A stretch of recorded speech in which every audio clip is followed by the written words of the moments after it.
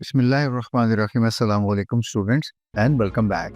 CS615 software project management की हम final term exam preparation के सिलसिले में इससे पहले एक वीडियो देख चुके हैं जिसमें हमने क्वेश्चन नंबर 1 से लेकर क्वेश्चन नंबर 30 डिस्कस किए थे, जो कि हमारा सेक्शन 1 है, यानी मल्टीपल चॉइस क्वेश्चन। तो आज उसी सिलसिले को वहीं से हम कंटिन्यू करते हैं जहां हमने पिछली बार छोड़ा था, यानी इस पार्ट 2 में हम कोशिश करेंगे जो हमारा 60 क्वेश्चंस का एक टारगेट था।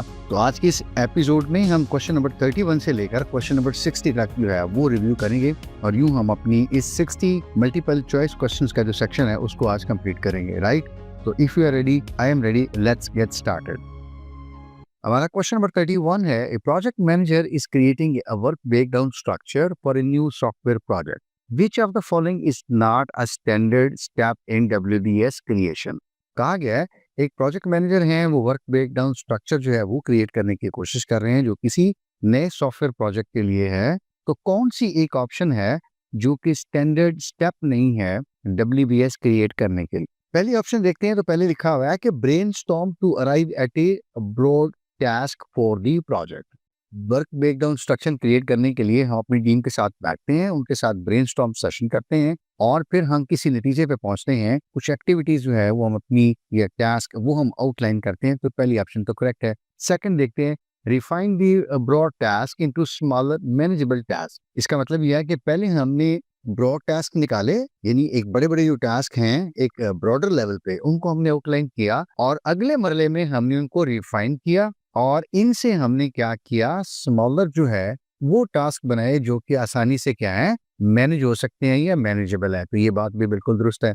तीसरी चीज देखिएगा, categorise task into logical task headers, यानी जितने भी हमने ऊपर टास्क क्रिएट किए हैं फिर हमने इनको कैटेगराइज किया। यानी अगर कंस्ट्रक्शन का प्रोजेक्ट है तो फाउंडेशन से रिलेटेड जो टास्क है उनको हमने अलग कैटेगराइज कर दिया। इसी तरह फिनिशिंग वाले अलग हो गए, इलेक्ट्रिकल अलग हो गए और इस तरह बाकी चीजें अलग होगी।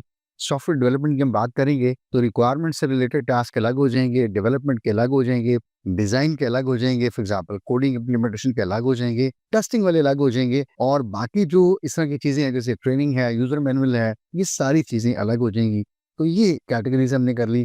तो यूं लगता है कि ये जो ऊपर वाली 3 ऑप्शन है ये हमारी बिल्कुल करेक्ट है। फोर्थ ऑप्शन देखते हैं, assign resources and cost estimation at each task. तो ये जो हम कह रहे हैं कि हम टास्क के ऊपर कॉस्ट और रिसोर्स भी असाइन करेंगे WBS क्रिएट करते हुए, तो ऐसा हम नहीं करते। तो ये काम के टास्क के साथ रिसोर्स या कॉस्ट एस्टिमेशन निकालना ये असल में इस वक्त WBS के अंदर नहीं होता। ये काम होता है प्रोजेक्ट प्लानिंग के अंदर या प्लानिंग फेज के अंदर ये काम होता है, ठीक है। सो 3 ऑप्शन हमारी करेक्ट हैं जो हमें जेहन में रखनी चाहिए और ऐसा ही होता है WBS क्रिएट करते हुए। अलबत्ता फोर्थ ऑप्शन जो है ये WBS का पार्ट नहीं है या WBS के अंदर ये ऑप्शन हम नहीं करते। 32 है, a project manager wants to plan and track the completion of all activities in a software development project. She needs to analyze the sequence of activities, dependencies, and determine the latest start time to ensure the project is complete on schedule. Which tool she should use or should she use? एक project manager हैं, वो plan करना चाहती हैं और track करना चाहती हैं कि सॉफ्टवेयर प्रोजेक्ट के अंदर या सॉफ्टवेयर डेवलपमेंट प्रोजेक्ट के अंदर जितनी एक्टिविटीज हैं उनको हम यानी उनकी कंप्लीशन को हम ट्रैक कर सकें, हम प्लान भी कर सकें और उन एक्टिविटीज की कंप्लीशन को भी ट्रैक कर सकें। तो उन्हें क्या चाहिए कि जो एक्टिविटीज हैं उनका कोई ना कोई एक सीक्वेंस जो है वो बना सके, डिपेंडेंसीज जो है वो उनको भी आउटलाइन कर सके कि कौन सी एक्टिविटी किसके ऊपर डिपेंड करती है। इससे पहले हमने क्या डायग्राम देखी भी है पार्ट 1 के अंदर, मेरा ख्याल है कुछ लोगों ने रिकॉल कर ली होगी। वो हमारी डायग्राम क्या थी, बेसिकली नेटवर्क स्केजुलिंग की, ठीक है, जिसको हम कह सकते हैं कि हमारी पर्ट थी या फिर CPM पर्ट। दोबारा बता देता हूँ, program evaluation and revenue technique, और दूसरी CPM क्या होती है, क्रिटिकल पैथ मेथड, ठीक है। दोनों सूत्रों में हम क्या करते हैं, नेटवर्क स्केजुलिंग जो है वो हम क्रिएट कर लेते हैं या डिजाइन कर लेते हैं या आउटलाइन कर लेते हैं और यूं फिर हमें पता चल जाता है कि ये बेसिकली एक्टिविटीज जो है वो किस तरह से किस सीक्वेंस में एग्जीक्यूट होनी है, कौन किसके ऊपर डिपेंड करती है, ठीक है। इस तरह की सारी सिचुएशन जो है वो हम मॉडल कर लेते हैं, ठीक है। तो यहाँ से फिर हमारी कौन सी ऑप्शन करेक्ट होगी, बिल्कुल आपने ठीक कहा, सी ऑप्शन, यानी PERT एंड CPM। 33 है, during the development of a software product a project manager wants to reduce the impact of the potential risk if they occur. यानी प्रोजेक्ट मैनेजर जो है वो चाह रहे हैं कि हम क्या करें अगर कोई पोटेंशियल रिस्क जो हमने कहीं ना कहीं सोचा हुआ है, पहले हमारे जहन में है, हमने जो शुरू में रिस्क आइडेंटिफाई किए थे तो उनमें से अगर कोई रिस्क आता भी है तो हम उसके इम्पैक्ट को क्या करें, रिड्यूस कर सकें, कम से कम कर सकें, ताकि प्रोजेक्ट के ऊपर उसका एडवर्स इम्पैक्ट ना हो या उसको मुतासर ना कर सके। She understands that the risk management is dynamic and continues throughout the project. ये जारी बात है, रिस्क मैनेजमेंट जो है ये RMMP जिसको आप कहते हैं, वो प्लान क्या है या वो प्रोसेस क्या है, इनफैक्ट डायनेमिक है और ये सारे प्रोजेक्ट के अंदर चलता जाता है। यानी हम हर फेज में, हर लम्हे, हर दिन देख रहे होते हैं कोई रिस्क तो नहीं आ रहा। अगर आ रहा है तो हमने उसको पहले आइडेंटिफाई करना है, फिर उसके साथ कुछ और मामलात करने हैं, कुछ और काम करने हैं, फिर उसको कंट्रोल करना है, यानी इम्पैक्ट उसका रिड्यूस करना है या उसको प्रोजेक्ट के ऊपर असरअंदाज नहीं होने देना। Which of the following is the correct sequence of steps in the formal risk management process? तो अब ये जो फॉर्मल प्रोसेस है उसके अंदर स्टेप्स कितने इन्वॉल्व हैं, मेरा ख्याल है आपने कुछ ना कुछ आइडिया ले लिया होगा। एक दो बातें मैंने कह भी दी हैं यहाँ पे। सबसे पहले हम क्या करते हैं, रिस्क को आइडेंटिफाई करते हैं। यानी ये जो RMMP है हमारा, risk management and mitigation plan, ये असल में कहाँ से शुरू होता है, रिस्क आइडेंटिफिकेशन से। यानी ये ऑप्शन हमारी ठीक हो सकती है या फिर ये ठीक हो सकती है, ये भी गलत होगी और ये भी गलत होगी। दूसरा काम क्या होता है, जब हमने रिस्क को आइडेंटिफाई कर लिया तो उसके बाद फिर हम देखते हैं कि उसका इम्पैक्ट क्या होगा हमारे प्रोजेक्ट के ऊपर, हमारे ऑपरेशंस के ऊपर, हमारे टास्क के ऊपर या हमारी ऑर्गेनाइजेशन के ऊपर। इस चीज को हम कहते हैं एनालिसिस। यानी हम तज्जिया लगाते हैं, तखमीना लगाते हैं कि ये जो रिस्क हमने आइडेंटिफाई किया है ये हमारे प्रोजेक्ट को किस तरह से बुरा असर डाल सकता है, इसके ऊपर कितना एडवर्स इम्पैक्ट डाल सकता है, किस तरह इफेक्ट हो सकता है। That is called the analysis, right. और ये दोनों चीजें कर चुकने के बाद फिर हम उसको क्या करते हैं, मिटिगेट करते हैं, और उसके लिए भी फिर हमारे पास डिफरेंट स्ट्रेटजीज होती हैं, ठीक है। तो यूं हम कह सकते हैं जो रिस्क का इम्पैक्ट रिड्यूस करने के लिए जो RMMP या प्लान है या प्रोसेस है रिस्क मैनेजमेंट का, उसमें पहला स्टेप क्या होगा, हम रिस्क को आइडेंटिफाई करेंगे, उसका एनालिसिस देखेंगे और फिर इसको मिटिगेट करेंगे। तो यहाँ से हमारी डी ऑप्शन करेक्ट है।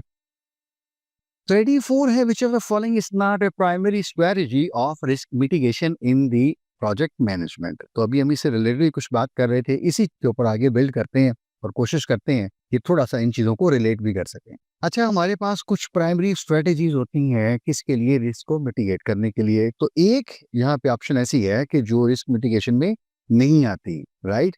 वो कौन सी हो सकती है? सबसे पहले देखिएगा, हमारे पास रिस्क मिटिगेशन की जो स्ट्रेटेजी होती है वो क्या होती है, रिस्क अवॉइडेंस। ठीक है, अवॉइडेंस का मतलब ही समझ आ रहा है कि हम उससे कहीं ना कहीं रिस्क से अवॉइड करना चाह रहे हैं। ठीक है, बड़ी सिंपल सी बात है, हम प्रोएक्टिवली कुछ ना कुछ देख लेते हैं कि हमने रिस्क कैसे अवॉइड करना है। दूसरा क्या हो सकता है, ये भी हो सकता है कि हम कुछ ऐसी एक्टिविटीज ना लें, कुछ ऐसे प्रोजेक्ट्स ही ना लें, कुछ ऐसे स्टेप्स ही ना लें, कहीं ऐसी इन्वेस्टमेंट ही ना करें, कुछ ऐसा प्लान ना करें। ठीक है, सो मल्टीपल रीजन हो सकती हैं और मल्टीपल जो है वो इसके आगे फिर स्टेप्स हो सकते हैं या इस तरह की कुछ पॉलिसीज हो सकती हैं, ठीक है, इससे अवॉइड करने के। नंबर 2 ये हो सकता है कि जैसे हम रिस्क को मॉनिटर करते रहते हैं थ्रू आउट द प्रोजेक्ट, हमने कहा कि हम उसको मॉनिटर करते हैं और जहां पे कहीं हमें लगे तो ये प्लान जो है वो रिस्क एसोसिएटेड है या कोई रिस्क नया आ रहा है, तो फिर हम उसको देखते हैं कि उसके साथ कैसी ट्रीटमेंट करनी है। और थर्ड क्या होता है, कंटीजेंसी प्लान है। अच्छा, कंटीजेंसी प्लान ये होता है कि आप एक कोई अल्टरनेट प्लान जो है वो क्रिएट कर लेते हैं। यानी आप कहते हैं कि जी if plan A hits a risk, let's ready the plan B. ठीक है, हम प्लान बी जो है उसको फॉलो कर लेंगे। ये होती है हमारी कंटीजेंसी प्लान। तो ये हम पहले ही लिख लेते हैं कि अगर प्लान ए में कहीं रिस्क आता है तो हम क्या करेंगे, प्लान बी को इंट्रोड्यूस कर लेंगे। तो ये तीनों जो है वो मिटिगेशन की स्ट्रेटेजीज होती हैं आमतौर पे। ये जो हमारी कॉस्ट कटिंग है ये कोई स्ट्रेटेजी नहीं होती, ठीक है। यानी ये कॉस्ट कटिंग हो सकता है हमारा कोई ऑब्जेक्टिव तो हो, लेकिन रिस्क मिटिगेशन में ये कोई स्ट्रेटेजी नहीं होती, ठीक है। सो रिस्क मिटिगेशन स्ट्रेटेजीज क्या हो सकती हैं, risk avoidance, number 2 risk monitoring और नंबर 3 कंटीजेंसी प्लानिंग। ठीक है, सो द राइट ऑप्शन और the desire option from here is the cost cutting के ये ऑप्शन रिस्क मिटिगेशन में नहीं होती या ये रिस्क मिटिगेशन की कोई स्ट्रेटजी नहीं होती। तीन ही होती हैं और वो हमने ऊपर देख ली हैं वो कौन सी होती हैं। ठीक है, 35 our software development team is planning a new application. They are worried about the project might run over schedule or require more staff than planned. एक तो ये रिस्क हो सकता है या ये प्रॉब्लम हो सकती है, ये इशू हो सकता है, ठीक है, जो फोर्सी किया जा सकता है। दूसरी, the chosen technology might be too new or complex, causing implementation problems. ठीक है, एक और ये मसला हो सकता है। और थर्ड क्या है, the product might not meet market demand or align with the company's strategy, right? असल में तो ये 3 डिफरेंट क्वेश्चंस हैं, लेकिन मैंने कोशिश की है इनको क्लब करके एक क्वेश्चन बनाऊं ताकि 3 डिफरेंट चीजें एक ही क्वेश्चन में हम एड्रेस कर सकें, राइट? तो यूं आपके जो अल्टीमेट क्वेश्चन है वो इंशाल्लाह ज्यादा ही हो रहे होंगे, right? So getting back to the question here कि हमें कहा गया है कि ये जो 3 तरह के रिस्क ऊपर हमने बताए हैं एक सिनेरियो क्वेश्चन के अंदर दिए हुए हैं, वो कौन से हो सकते हैं?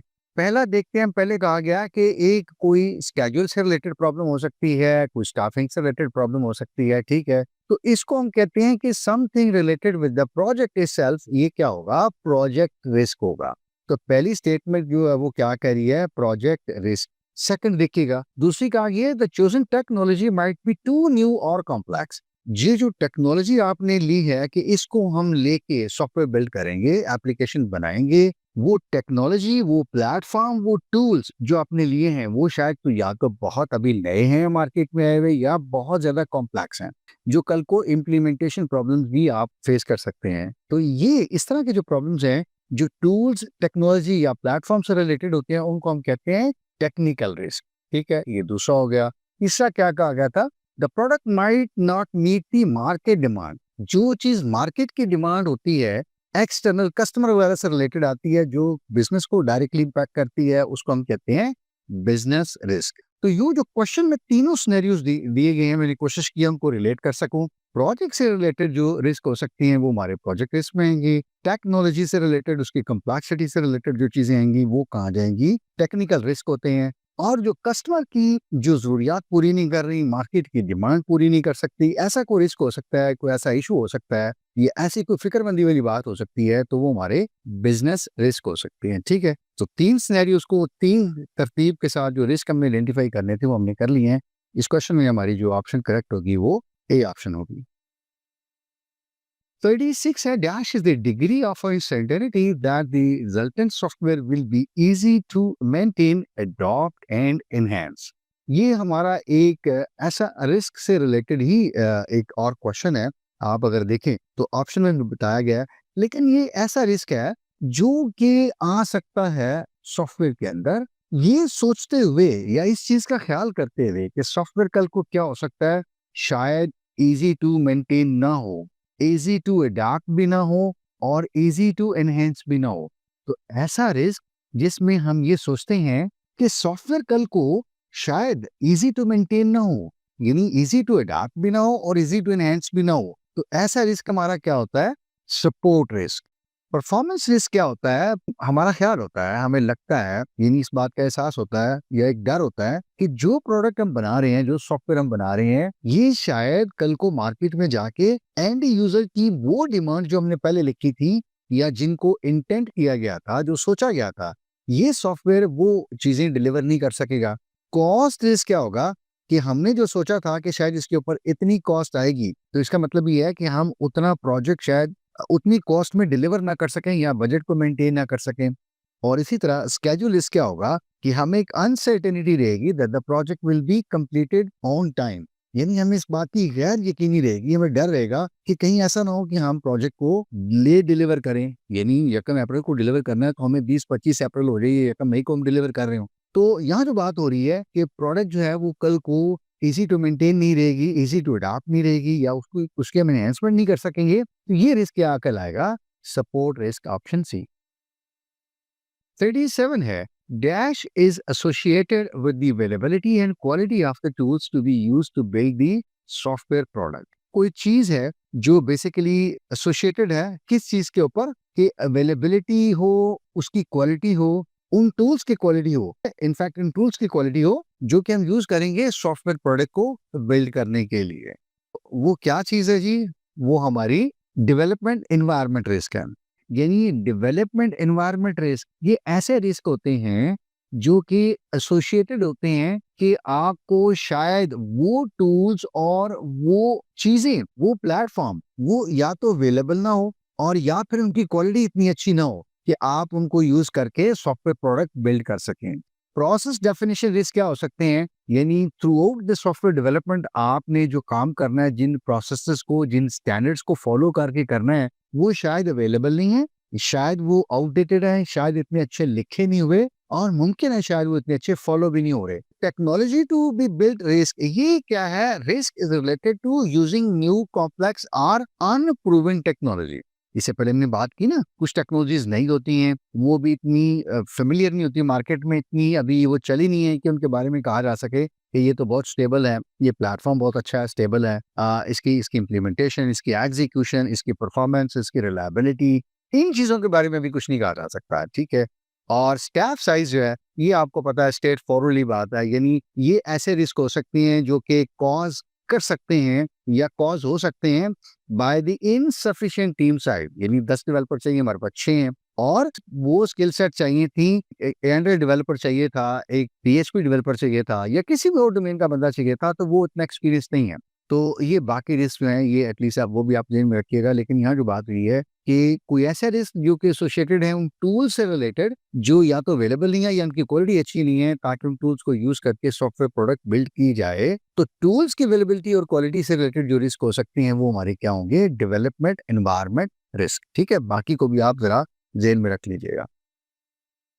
38 है, which of the following best describes software quality assurance, ठीक है। सॉफ्टवेयर क्वालिटी एश्योरेंस की इससे पहले हमने थोड़ी बहुत तो बात की है कि सॉफ्टवेयर क्वालिटी एश्योरेंस बेसिकली क्या है? It's the planned and systematic approach to ensure software quality throughout the development life cycle. ये बहुत सारे ऐसे स्टैंडर्ड्स हैं, प्रोसीजर्स हैं, ठीक है, जो अप्लाई किए जाते हैं सॉफ्टवेयर डेवलपमेंट के सारे फेजेस के अंदर, इस चीज को इंश्योर करने के लिए कि जो सॉफ्टवेयर प्रोडक्ट बन रही है, जिन प्रोसेसेस को फॉलो करके बन रही है, वो प्रोसेसेस अच्छे हैं, वो सही प्रॉपर लिखे हुए हैं, टीम इनको फॉलो कर रही है, वो टीम के लिए अवेलेबल है, लोग उनको फॉलो करके सारा काम कर रहे हैं, और इस चीज को फिर इंश्योर कर रहे हैं कि प्रोडक्ट जो है वो एक अच्छी क्वालिटी की बने। तो यकीनन अगर ये सारा काम हो रहा है, तो फिर कहा जा सकता है कि ये जो प्रोडक्ट बन रही है या बनेगी, ये एक अच्छी क्वालिटी प्रोडक्ट होगी। So this is a plan and systematic approach to ensure software quality throughout the development cycle। तो पहले फेज से लेकर, इनिशिएशन फेज से लेकर प्रोजेक्ट क्लोजर तक, आप ये समझ लीजिए सॉफ्टवेयर क्वालिटी एश्योरेंस ने इस चीज को मेक श्योर करना है कि सारे जो प्रोडक्ट्स बन रही हैं, जो भी काम हो रहे हैं, वो प्रॉपर स्टैंडर्ड्स को और प्रॉपर जो डॉक्यूमेंटेशन है, प्रोसीजर्स हैं, उनको फॉलो करके किया जा रहा है, ताकि इंश्योर किया जा सके एक अच्छी, एक हाई क्वालिटी और अप टू द मार्क जो है वो प्रोडक्ट बना के कस्टमर को डिलीवर की जाए। 39 है, इसी से रिलेटेड जो दूसरा कॉन्सेप्ट होता है हमारे पास, वो क्या है? सॉफ्टवेयर क्वालिटी कंट्रोल या क्वालिटी कंट्रोल। तो पूछा गया कि क्वालिटी कंट्रोल क्या चीज होती है? Software engineering. क्वालिटी कंट्रोल जो होती है ना, वो बेसिकली आप ये समझ लीजिए कि हमने कुछ बना लिया है और उसको हम सिर्फ चेक कर रहे हैं, और वो चेक हम 3 तरीकों से करते हैं, ठीक है। थोड़ी सी इससे पहले हमने बात भी की है। एक, हम इंस्पेक्शंस करते हैं, हम कुछ रिव्यू करते हैं, और कुछ चीजें टेस्ट करते हैं। ये डिपेंड करता है कि हमारी प्रोडक्ट जो है वो क्या है, जिसके ऊपर हमने क्वालिटी कंट्रोल परफॉर्म करना है। सॉफ्टवेयर इंजीनियरिंग की हम बात करेंगे तो उसका मतलब ये है, हो सकता है हम कोड्स की इंस्पेक्शन कर रहे हो, ठीक है, हम इंटीग्रेशन की इंस्पेक्शन कर रहे हो, हम कोड को रिव्यू कर रहे हो, डिजाइन को रिव्यू कर रहे हो, और उसके बाद फिर हम सिंगल जो है वो मॉड्यूल्स या मॉड्यूल्स, उनको भी चेक कर रहे हो, उनको भी टेस्ट कर रहे हो, फिर उनकी इंटीग्रेशन भी चेक कर रहे हो, फिर डिफरेंट इंटर मॉड्यूल जो कम्युनिकेशन है, इंटरफेसिंग है, मैसेजिंग है, वो भी चेक कर रहे हो, ठीक है। तो क्वालिटी कंट्रोल क्या होगा कि ये अप्रोचेस, इसमें क्या शामिल है जी? Inspection, reviews and test. ये इस चीज के लिए कि with the feedback to ensure the work product meets the specification, ठीक है। जब सॉफ्टवेयर रिक्वायरमेंट लिखी गई, तो उस वक्त कोई ना कोई स्पेसिफिकेशन लिखी गई थी कि इस तरह की प्रोडक्ट चाहिए होगी। तो अब हमने क्वालिटी कंट्रोल टेस्ट किए हैं, रिव्यूज किए, इंस्पेक्शन की है, इस चीज को मेक श्योर करने के लिए जो प्रोडक्ट बनी है वो बिल्कुल उसी तरह बनी है जो स्पेसिफिकेशन पहले लिखी गई थी। अब चूंकि ये दोनों कॉन्सेप्ट थोड़े से ना ओवरलैपिंग हो जाते हैं, कहीं ना कहीं कंफ्यूजन होती है स्टूडेंट्स को, तो मैंने अगली स्लाइड में कोशिश की है कि इनको साथ साथ रख के आपको एक स्लाइड ओवरव्यू दे सकूं, दोनों में कंपैरिजन क्या है, ठीक है। इसको आप सब्जेक्टिव के तौर पे भी सामने रख सकते हैं, यानी सब्जेक्टिव के क्वेश्चन के पॉइंट ऑफ व्यू से भी। तो सबसे पहले देखते हैं कि क्वालिटी एश्योरेंस क्या चीज है। ये प्रोसेसेस होते हैं, ठीक है, जैसे मैंने कहा स्टैंडर्ड्स हैं, प्रोसीजर्स हैं, प्रोसेसेस हैं, डॉक्यूमेंटेशंस हैं, ठीक है, बेस्ट प्रैक्टिसेस हैं, इनमें बहुत कुछ होता है। तो ये सारा जो आप समझ लीजिए सेटअप है प्रोसेसेस का, ये क्या हुआ? Quality assurance. क्वालिटी कंट्रोल क्या है? अलबत्ता आप और मैं प्रोडक्ट्स के ऊपर या जो आउटपुट हमारी निकलती है उसको देखते हैं, उसको हम देखते हैं कि क्या जो स्पेसिफिकेशन लिखी गई थी हमारी प्रोडक्ट उसके लिए ऐसे बनी है। पर्पस देखते हैं। क्वालिटी एश्योरेंस का पर्पस होता है कि डिफेक्ट्स को प्रिवेंट करना, और ये प्रिवेंट कैसे किया जा सकता है? आप प्रोसेस इतने अच्छे लिखें कि लोग उनको फॉलो करके जो प्रोडक्ट बनाए वो बेहतरीन हो, अच्छी क्वालिटी की हो। क्वालिटी कंट्रोल क्या है? आपने चीज बना दिया, बाद में देखते हैं कहीं उसके अंदर कोई डिफेक्ट तो नहीं आया हुआ। अगर आया हुआ तो वो ठीक करेंगे, तो ये बाद वाला काम हो गया। यानी देखिए क्वालिटी एश्योरेंस क्या हो रही है, पहले हो रही है, प्रोडक्शन के दरमियान भी हो रही है, लेकिन पहले हो रही है। क्वालिटी कंट्रोल कब हो रही है? प्रोडक्शन हो चुकी है उसके बाद हो रही है। तो ये बहुत बड़ा फर्क है जो दूसरा आपने जेल में रखना है। अब चूंकि हम कह रहे हैं कि हम प्रिवेंट भी कर रहे हैं और पहले काम कर रहे हैं, तो इसका मतलब है हम क्या कर रहे हैं, असल में प्रोएक्टिव काम कर रहे हैं, चीजें होने से रोक रहे हैं। It's preventive action. Quality control क्या है? अब चीज आ गई है तो उसके आफ्टर कर रहे हैं, तो इसका मतलब ये क्या है, रिएक्टिव अप्रोच है। एक बहुत बड़ा डिफरेंस यहाँ पे है। क्वालिटी एश्योरेंस क्या है? ये आप स्टैंडर्ड्स बनाते हैं, प्रोसीजर्स को डिफाइन करते हैं, जबकि क्वालिटी कंट्रोल में मेथड्स क्या होते हैं, अभी हमने देखा है, टेस्ट हैं, रिव्यूज हैं या फिर इंस्पेक्शंस होती हैं। ठीक है। और सबसे अहम चीज क्वालिटी एश्योरेंस में हम देखते हैं कि हमने चीजें हाउ शुड बी बिल्ड, कैसे बनाएं, एक तरीकाकार क्या होगा, एक अच्छा तरीकाकार क्या होगा। ठीक है, स्टैंडर्ड्स, प्रोसीजर्स, ये सारे क्या होंगे। क्वालिटी कंट्रोल क्या है कि जो चीज हमने बनाई है उसको बाद में हम देखते हैं वो सही हमने बनाई है, उसको अंदर चेक तो करें। ठीक है। तो मैंने कोशिश की है कि थोड़ा सा इनको डिफरेंशिएट भी कर सकूं। आप इसको दोबारा सुनना चाहें, देखना चाहें तो दोबारा देखिए, वरना पास करके इस स्लाइड को जरा ध्यान से देखिए। आप समझ लीजिए 2-3 पेजेस का काम है जो मैंने एक टेबल में डाल दिया आपकी आसानी के लिए। ठीक है, मुझे उम्मीद है कि आपको पसंद भी आएगा और इससे आपकी काफी क्लैरिफिकेशन भी हुई होगी। ठीक है, काफी इससे हेल्प भी मिली होगी। दोनों कॉन्सेप्ट इंपॉर्टेंट है, क्वालिटी एश्योरेंस भी और क्वालिटी कंट्रोल भी, और आपको इनको डिफरेंशिएट करना होगा। ना सिर्फ इसमें, आगे जाके आप मैनेजमेंट के या कुछ और सब्जेक्ट पढ़ेंगे इंशाल्लाह, तो वहां पे भी आपको ये बहुत हेल्प करेंगे। क्वेश्चन नंबर 40 है, software system is operational 23 hours out of 24 hours in a day. Its recovery from failure takes 1 hour to reload from backups and 30 minutes to reinitialize. A new user needs 2 hours of training to use the system. Which of the following correctly describe the software matrices for this system? अब again ये भी 3 concept है, मैंने आपके आसानी के लिए इनको एक क्वेश्चन में डाला है। Again we are covering more than 60 question इंशाल्लाह। ठीक है, तो 3 बातें हमें यहाँ पे देखनी है, रिलायबिलिटी, रिकवरेबिलिटी और यूजर फ्रेंडलीनेस। ठीक है, इन तीनों की डेफिनेशन आपको पता होना चाहिए। रिलायबिलिटी क्या है कि एक सॉफ्टवेयर को कितनी देर तक ऑपरेशन रहना चाहिए था, असल में जो टाइम गिवन था, और यहाँ पे क्या कहा गया है, एक सॉफ्टवेयर 24 घंटों में 23 घंटे ऑपरेशनल रहा है या रहता है। और ऐसी सूरत में हमें क्या करना पड़ेगा, रिलायबिलिटी निकालनी पड़ेगी। और वो कैसे निकलेगी, जो उसका ऑपरेशनल टाइम था डिवाइडेड बाय जितनी देर के लिए उसको एक्चुअल ऑपरेशन टाइम उसका होना चाहिए था। एक काम करते हैं, इसको चेक भी कर लेते हैं। मैं कैलकुलेटर ऑन करता हूँ जी। मैंने कैलकुलेटर ऑन किया है और यहाँ पे हम देखते हैं कि अगर 23 आवर्स सॉफ्टवेयर आप रहा है या ऑपरेशनल रहा है 24 आवर्स में, तो 23/24 ये कितना बनेगा जी, समथिंग दिस, और इसको मल्टीप्लाई करेंगे 100 के साथ। तो इसका मतलब ये है कि सॉफ्टवेयर की रिलायबिलिटी कितनी है, 95.83, जो कि हमारी ऑप्शन ए में है, और ऑप्शन बी में रिलायबिलिटी है लेकिन 100% है। इसका मतलब ये है कि ये भी गलत हो और ये ठीक हो सकता है। तो पहली ऑप्शन तो हमने आइडेंटिफाई कर ली, बाकी 2 को हमने फिल्टर कर दिया। अच्छा, रिकवरी टाइम दूसरा में देखना है। और रिकवरी टाइम क्या होता है कि जितना जो सिस्टम टाइम लेता है फेलियर, यानी सिस्टम के अंदर फेलियर आया तो सिस्टम ने दोबारा अपने आप को ऑपरेशनल किया, इस दौरान में कितना टाइम लग गया, ये होता है रिकवरी टाइम। और यहाँ पे लिखा हुआ है क्वेश्चन में, recovery takes 1 hour to reload from backups and 30 minutes to reinitialize। यानी ये टोटल टाइम कितना हुआ, 1 hour 30 minutes, यानी 1.5 आवर्स। तो यहाँ लिखा हुआ है और यहाँ लिखा हुआ है 2.5 आवर। तो सीम्स लाइक कि हमारी जो पहली ऑप्शन है वो बिल्कुल ठीक लिखी हुई है। थर्ड स्टेटमेंट भी कंफर्म कर लेते हैं, a new user needs 2 hours of training to use the system. तो सिस्टम फ्रेंडलीनेस क्या हुई, वो टाइम जो यूजर को लगता है नया सिस्टम सीखने में, समझने में कि नया सिस्टम जो है वो, या नया इंफॉर्मेशन सिस्टम, नया ईआरपी सिस्टम चलाना कैसे है, और वो यहाँ मेंशन है 2 घंटे। तो हमारी पहली ऑप्शन यहाँ से करेक्ट है। तो मुझे उम्मीद है कि रिलायबिलिटी, रिकवरेबिलिटी और यूजर फ्रेंडलीनेस, जो सॉफ्टवेयर के 3 मैट्रिसेस होते हैं, इनका ना सिर्फ आपको पता चल गया है, बल्कि आप कहीं ना कहीं क्वेश्चन आता है, असल में ये क्वेश्चन है सब्जेक्टिव टाइप का, but I just made deliberately to the objective, तो ताकि ज्यादा चीजें हम कवर कर सकें। तो उसमें हम तीनों चीजें आपने यहाँ पे भी देख ली हैं। अलग एमसीक्यू आता है या फिर ऑब्जेक्टिव या सब्जेक्टिव में कहीं तो भी आता है, तो मुझे उम्मीद है इंशाल्लाह आप आसानी से इसको एड्रेस कर सकेंगे। 41 है, which of the following is our general guideline for planning software quality assurance activities। तो अभी हमने इससे पहले कोई बात की है कि सॉफ्टवेयर क्वालिटी एश्योरेंस जो है वो बेसिकली सेट ऑफ प्रोसीजर्स हैं जो पहले लिखे जाते हैं, बनाए जाते हैं, और कोशिश की जाती है चेन को फॉलो करते हुए सारे लोग काम करें ताकि फिर जो फाइनल प्रोडक्ट बने उसमें एक उम्मीद की जा सकती है कि वो एक अच्छी क्वालिटी की प्रोडक्ट बन सकती है या बनेगी। कुछ चीजें इसके साथ और भी यहाँ पे गिवन है, वो थोड़ी सी डिफरेंट डायमेंशन में है, मैं कोशिश करता हूँ उनको थोड़ा एक्सप्लेन करने की। मिसाल के तौर पे सबसे पहले देखिएगा, कहा गया है in small projects many SKUs activities can be perform by the project manager. तो जो छोटे छोटे प्रोजेक्ट होते हैं, छोटी कंपनीज होती हैं, वहां पे अलग कोई सॉफ्टवेयर क्वालिटी एश्योरेंस टीम या फिर एग्जीक्यूटिव नहीं होता। तो काफी सारी जो एक्टिविटीज या चीजें होती हैं एसक्यू है की वो बेचारे जो हमारे प्रोजेक्ट मैनेजर साहब हैं उनको करनी पड़ती हैं। ये तो बात ठीक है, दुरुस्त लिखी हुई है। दूसरी बात देखते हैं, testing is best perform by established independent team. तो अभी हम ये कह रहे हैं कि जो एसक्यूए की टीम है या एग्जीक्यूटिव है सॉफ्टवेयर क्वालिटी एश्योरेंस के, उनको टेस्टिंग करनी चाहिए इंडिपेंडेंटली या टीम को करनी चाहिए। तो ये बात बिल्कुल ठीक लिखी हुई है।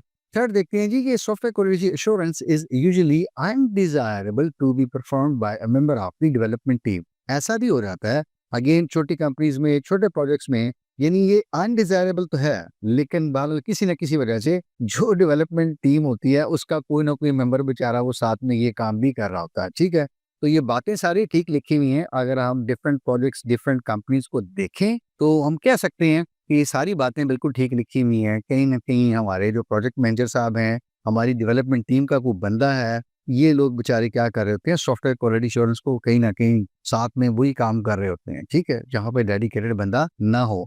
अलबत्ता बेहतर है कि हमारे पास सॉफ्टवेयर क्वालिटी एश्योरेंस का डिपार्टमेंट भी अलग हो, एक इंडिपेंडेंट टीम हो जिनका काम सिर्फ ये हो कि वो सॉफ्टवेयर क्वालिटी एश्योरेंस करें। लेकिन अनफॉर्चुनेटली ऐसा हो जाता है। ठीक है, तो यहाँ से फिर ऑप्शन हमारी डी करेक्ट होगी, all of the given options. 42 है which of the following are the types of the tasks you can create in Microsoft project। अब Microsoft project आपने थोड़ा बहुत शायद यूज किया हो, तो उसमें 3 तरह के टास्क होते हैं।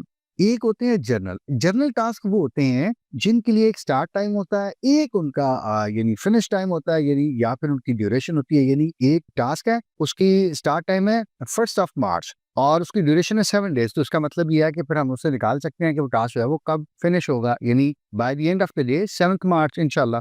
और तीसरी चीज क्या होती है, उससे रिलेटेड या एसोसिएटेड रिसोर्सेज, नॉर्मली हम ह्यूमन रिसोर्स की बात करते हैं। ये होते हैं जनरल टास्क। एक होते हैं माइलस्टोन। पार्ट 1 में हमने बात की थी कि माइलस्टोन क्या होते हैं। ये ऐसे असल में कुछ अचीवमेंट्स होती हैं जो कि हम प्लान के अंदर डाल लेते हैं। ठीक है, जैसे ये फलां दिन को हमारी रिक्वायरमेंट्स कंप्लीट हो जाएंगी, फलां दिन को हमारी इंप्लीमेंटेशन या डिजाइन कंप्लीट हो जाएगा, फलां दिन को हमारी टेस्ट कंप्लीट हो जाएगी, फलां दिन को हम यूजर की ट्रेनिंग करवा रहे होंगे, फलां दिन को लाइव हम जाएंगे। तो ये सारे क्या होंगे, माइलस्टोन। अलबत्ता इनकी कोई ड्यूरेशन नहीं होती, यानी कितने दिन लगेंगे ये नहीं, बस सिर्फ डेट्स हम डाल देते हैं और साथ साथ हम देखते रहते हैं कि कौन कौन सा माइलस्टोन अचीव हो गया है और हम बेसिकली कहाँ खड़े हैं, कितना हमने अचीव कर लिया। अच्छा, तीसरे टास्क होते हैं रेकरिंग।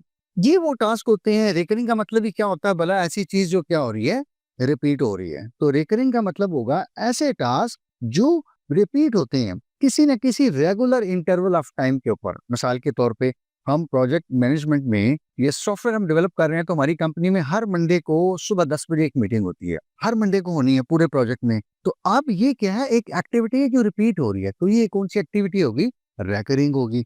तो असल में हम कह सकते हैं कि माइक्रोसॉफ्ट प्रोजेक्ट के अंदर हम जनरल टास्क, माइलस्टोन टास्क या फिर रिकरिंग टास्क, इन तीनों को क्रिएट कर सकते हैं। ठीक है, डी ऑप्शन। 43 है project manager is scheduling task in Microsoft project. अब कंडीशन ये है, जो टास्क आपने क्रिएट करने हैं माइक्रोसॉफ्ट प्रोजेक्ट के अंदर, पहली कंडीशन ये है कि task A should begin immediately after the start of the project.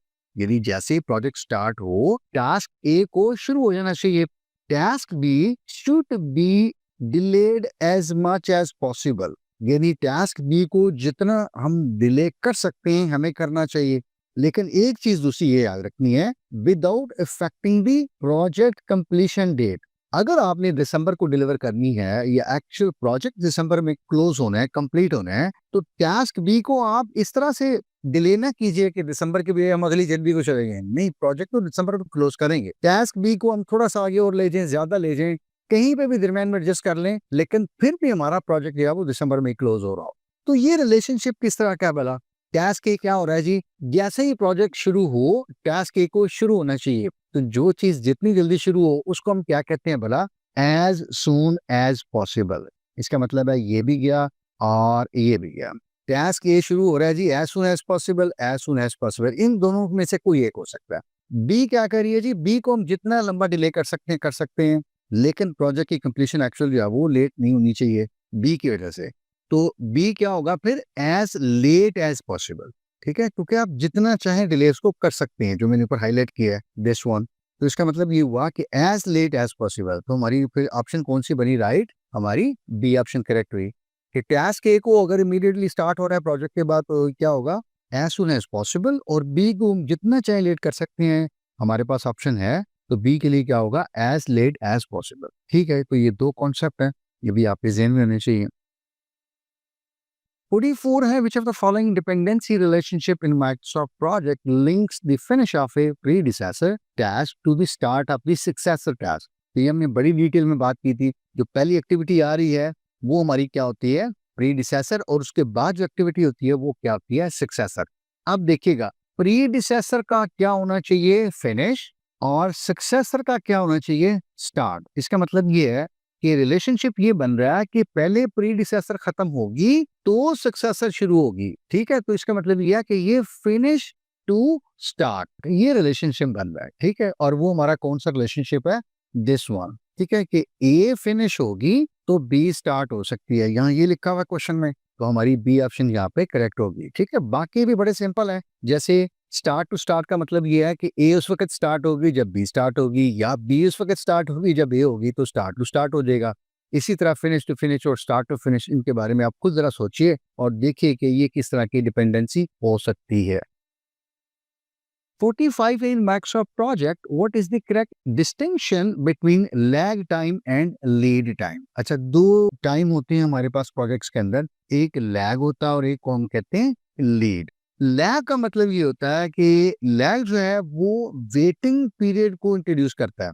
दो टास्क के दरमियान आप वेटिंग ऐड कर सकते हैं, यानी एक टास्क खत्म हो और दूसरा शुरू हो, इसके दरमियान आप वेट कर सकते हैं, यानी आप वेट ऐड कर सकते हैं। या पहला टास्क कंप्लीट हुआ, दूसरे को साथ शुरू करने की बजाय आप थोड़ा सा डिले कर सकते हैं, ये दरमियान में वेट क्या होगा, लैग होगा हमारा। अच्छा, लीड ये होता है कि सक्सेसर है, ये दूसरी एक्टिविटी है, उसको पहले के खत्म के बाद शुरू होना चाहिए, लेकिन उसको हम उसके खत्म से पहले ही शुरू कर सकते हैं। तो थोड़ा सा दोनों एक्टिविटीज क्या हो जाएंगी, ओवरलैप हो जाएंगी, ये होता है हमारा लीड टाइम। और इस डेफिनेशन को अगर हम देखें तो हमारी ए ऑप्शन जो है वो करेक्ट है। ए क्या कर रही है, लैग जो है ये डिले डालता है सक्सेसर के शुरू होने में, बिल्कुल ठीक है। और लीड जो है ये अलाउ करती है सक्सेसर को कि वो प्रीडिसेसर के खत्म होने से पहले शुरू हो जाती है, जो अभी मैं बात कर रहा था। ठीक है, तो यहाँ से फिर हम कह सकते हैं हमारी ए ऑप्शन जो है वो करेक्ट है। ये थोड़ा सा मुश्किल कॉन्सेप्ट है, चलिए इसको मैं थोड़ा सा आपको और क्लियर करने की कोशिश करता हूँ। ये देखिएगा, एक्टिविटी ए जो है वो यहाँ पे खत्म हो रही है, ठीक है, इस जगह पे। एक्टिविटी बी को यहीं से स्टार्ट होना चाहिए था, लेकिन ये देखिए थोड़ा सा वक्फा आ रहा है, तो ये हमारा क्या है, लैग। यानी एक एक्टिविटी खत्म हुई है, उसके साथ दूसरी नहीं शुरू हो रही, बल्कि कुछ वेट के बाद शुरू हो रही है। तो ये टाइम क्या होगा, जो बीच में ये वाला, इसको हम कहते हैं लैग टाइम। राइट साइड पे देखिएगा, एक्टिविटी एक्स खत्म होने के बाद यहाँ पे शुरू होनी चाहिए थी एक्टिविटी वाई, ठीक है, इस जगह पे। लेकिन एक्टिविटी वाई एक्स के खत्म होने से पहले यहीं पे शुरू हो गई है, एक्स अभी चल रही है, तो ये इतनी जो ड्यूरेशन है ये दोनों की क्या, ओवरलैपिंग हुई है। तो ये कॉन्सेप्ट क्या है, लीड, यानी सक्सेसर ने प्रीडिसेसर के खत्म होने का इंतजार नहीं किया, बल्कि प्रीडिसेसर के खत्म होने से पहले शुरू हो गई है। इन दिस केस दोनों एक्टिविटीज थोड़ी सी ओवरलैप हो रही हैं, एक्स और वाई, और likewise for the Y and Z. तो मेरा ख्याल है इस पिक्चर को इंट्रोड्यूस करने के बाद ये कॉन्सेप्ट थोड़ा सा आपको बिल्कुल शार्प या रिफाइन या क्लियर हो गया होगा। 46 है, during the implementation phase of a software project, which of the following activities ensures that the software meets the end user requirements before final deployment? यानी सॉफ्टवेयर हमने बना लिया है और अब हम क्या कर रहे हैं, हम इस चीज को मेक श्योर कर रहे हैं कि ये जो सॉफ्टवेयर है ये एंड यूजर की एक्सपेक्टेशंस को मीट करता है, उसकी रिक्वायरमेंट को मीट करता है, इससे पहले कि हम फाइनल जो है वो प्रोडक्ट अपनी डिप्लॉय कराएं। तो बड़ा आसान सा सवाल है, यानी जिस यूजर के लिए हमने एक चीज बनाई है उस यूजर के साथ हम लेके जाते हैं, उसके पास लेके जाते हैं और उसको कहते हैं कि जरा ये चीज चेक कीजिएगा, बिल्कुल ऐसे जैसे रियल लाइफ में आपने फर्नीचर का ऑर्डर दिया है, तो अब आप जाके देखते हैं, ये वो साहब आपको कहते हैं कि आप देखिए सोफा आपका बिल्कुल ठीक है, तो आप देख के कहते हैं हाँ जी ये चीज मेरे लिए काबिल कबूल है, ठीक है, आप पहुंच गए यूजर एक्सेप्टेंस टच, ठीक है, UH। या UAT, दो नाम इसके इंडस्ट्री में यूज किए जाते हैं, ठीक है।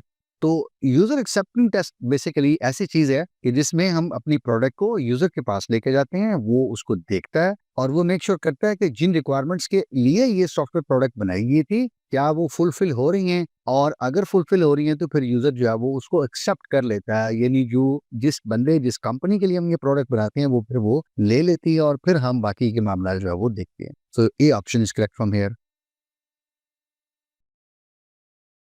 Question number 47. Which of the following activities ensures that all issues raised during acceptance test are resolved, contractual obligations are fulfilled, and the project is formally closed?